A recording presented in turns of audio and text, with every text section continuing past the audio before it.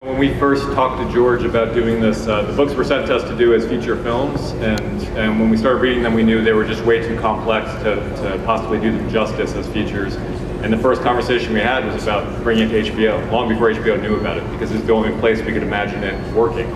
And luckily, George is also a fan of shows like Rome and Deadwood, and he agreed with us, and we're very lucky that Mike and Richard Plepler gave the green light to the show. So there's no other place we could ever imagine the show really working. We know a lot of people who do what we do in one way or another, and every single one of them is jealous of the way we get to work at HBO. They said you could win with dragons. It was a new this year. No, I think that a lot of it, we've talked about it a lot, and we knew that there would be, no matter how well the show turned out, we knew that there would be some resistance at first to the idea that a show set in this genre, as opposed to a genre like a crime drama or a western or what have you, could be a serious drama and could be worthy of the same kind of attention as those other dramas. So we knew it would take a while, but we hoped if we did our jobs and if we were fortunate enough to be blessed with the cast and crew that we were indeed blessed with, that we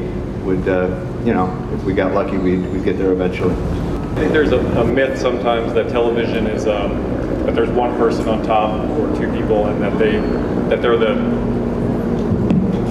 they're running the show. I mean, TV is a team sport, and we have literally hundreds of people who work on the show to make it look the way it does and sound the way it does and work the way it does. You know, we talked about Bernie Caulfield when we were on stage, and Chris Newman. Chris is the one who schedules the show. It's one of the most difficult things about it is actually just scheduling every day, and you know, we're just very lucky that we work with some of the best people in the business and that they're able to make the show work at all. Because every year when we turn in the outline, it seems impossible that we could possibly finish a season, let alone that it'd be any good.